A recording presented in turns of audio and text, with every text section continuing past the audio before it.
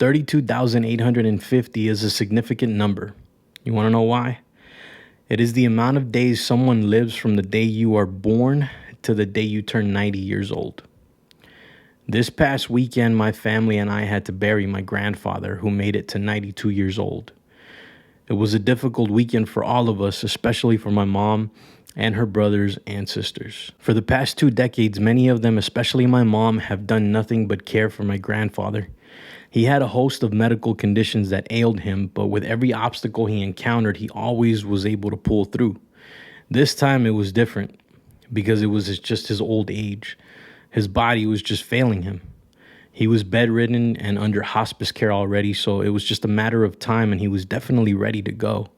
I know that right now he's finally resting in peace and no longer suffering. My grandfather was not a perfect man, but definitely did his best to support his wife and 9 children. He was loved and respected by many, as demonstrated by the 200 plus people that showed up for his funeral and burial.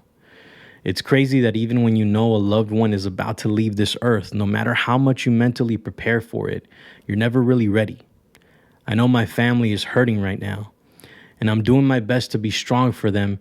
And in this week's episode, I want to share with you 4 things that I've done to deal with losing a loved one. My hope is that this will be helpful to those of you dealing with something similar. Let's go.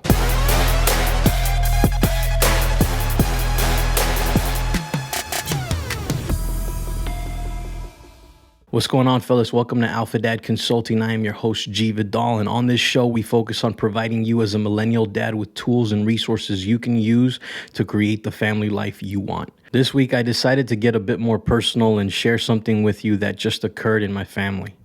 The loss of my grandfather, Adan, or Adam in English.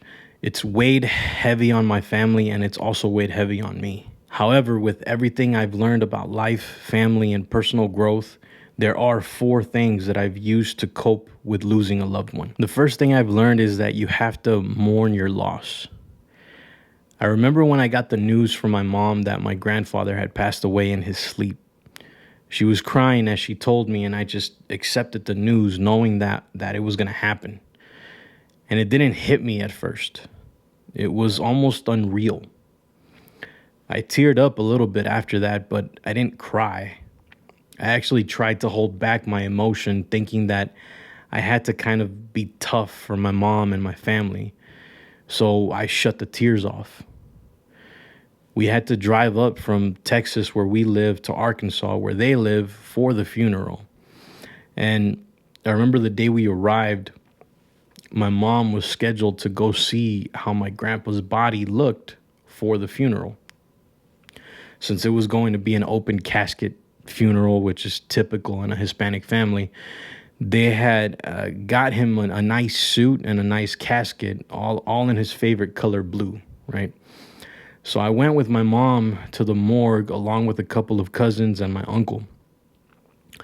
As we approached his open casket and saw his body laying there as if he was in a deep sleep, that's when it hit me. I couldn't hold back the tears any longer, and I honestly had to tell myself that it was okay to let it out. I cried many more times after that throughout that weekend. I came to realize that it's necessary to mourn your loss. You have to let yourself feel that emotion, and it's okay to be vulnerable in those moments. Suppression only makes it worse in the long run. I'm learning that because I was always taught to hold back your tears as a man, right? But even the toughest men cry sometimes, and it doesn't make them any less tough or manly. Now, the second thing that I learned, or that I've been doing, I should say, is to write your thoughts. One of the most powerful tools you can use to grow and develop as the leader of your household is a journal. I have a unique method of journaling called the Alpha Dad Legacy journal that you can check out here somewhere. If you're on YouTube, I'll link it in the description too. In this kind of method of journaling, I have a chapter called Free Flow. And in this chapter, I essentially just write out what I'm thinking and how I'm feeling. It is an outlet for me to express everything going on inside this head of mine right now that I can reflect on later. This is sometimes the best form of therapy you can give yourself. Write it all down on paper. One of the things I had to write down so I never forget it is the story of the man in the red truck. When we were driving to the cemetery for the burial, we were rolling deep. I'm talking like easily 50 to 70 cars all rolling through the city of Fort Smith and Van Buren, Arkansas. These aren't huge cities, so we were definitely blocking traffic and making it difficult for some people on the road to get to where they were wanting to go. But as we rode through, many cars were pulled over on the side of the road, letting us pass through. And as we passed a light intersection, there was a man in a red truck who had pulled over on the side of the road. He stood outside his red truck with his baseball hat in his right hand, holding it over his heart. Mind you, it was 100 degrees that day and very humid. Yet this man was out there paying his respects to my grandfather and all of us passing by. That man spoke so loudly with his actions that day, especially to me. A complete stranger showing respect and kindness in a world dominated by so much hate. It was awe-inspiring to see God shining through this man in that red truck. If by some miracle you ever watch this, I personally want to say thank you and God bless you, sir, for the act of kindness you showed us on that difficult day. Now, the third thing I do is something called direct your focus. How do you control your focus? There was an event I was watching once with Tony Robbins, and he stated that you control your focus through the use of questions.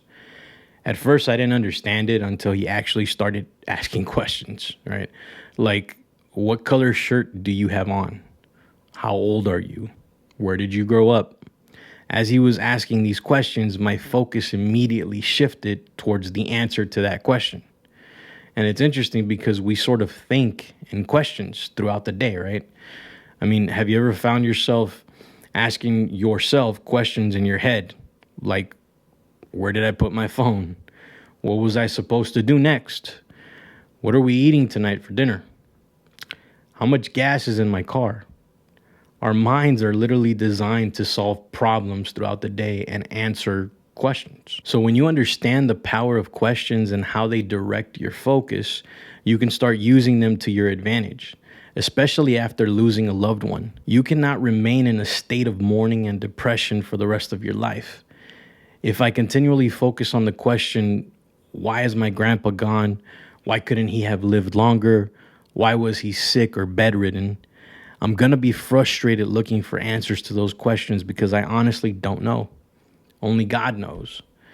I can speculate, but it's not going to change the fact that he's gone. But if I ask myself better questions, such as, what's the best memory I have with my grandfather?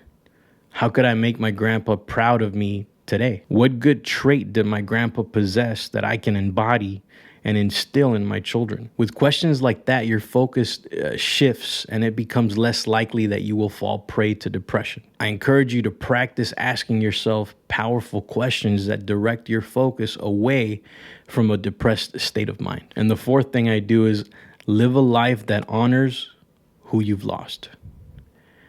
How do you live a life that honors who you've lost? Well, let's define the word honor for a moment.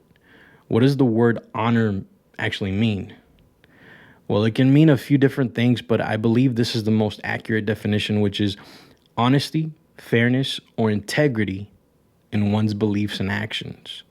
Like when you speak about a man of honor, someone that embodies honesty, fairness, and integrity in one's beliefs. Imagine if we did that for those we've lost. We live out our daily lives being honest, fair, and maintain true integrity in our beliefs, meaning that all of the actions we take align with those beliefs.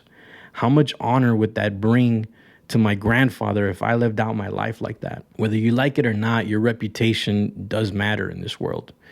How other people view you does matter.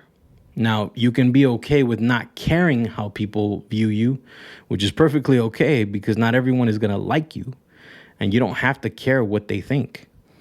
But for the people that do like/love you, you have to care what they think and feel about you. It's important to me that my wife loves me, and I need to live in a way that honors our marriage by being faithful and devoted to her. If I start fooling around with random women, my actions become unaligned with my beliefs. I fall out of integrity, and now I gotta lie to my wife in order to make her think that I'm still a man of honor. Are you guys kind of getting this? My grandfather was loved and well respected by many due to the fact that he was a man of honor, and he lived in honor of those that left this earth before him. I'm doing my part, or trying to do my part, to do the same in my life. And when I go, I can only hope that my children and grandchildren will do the same.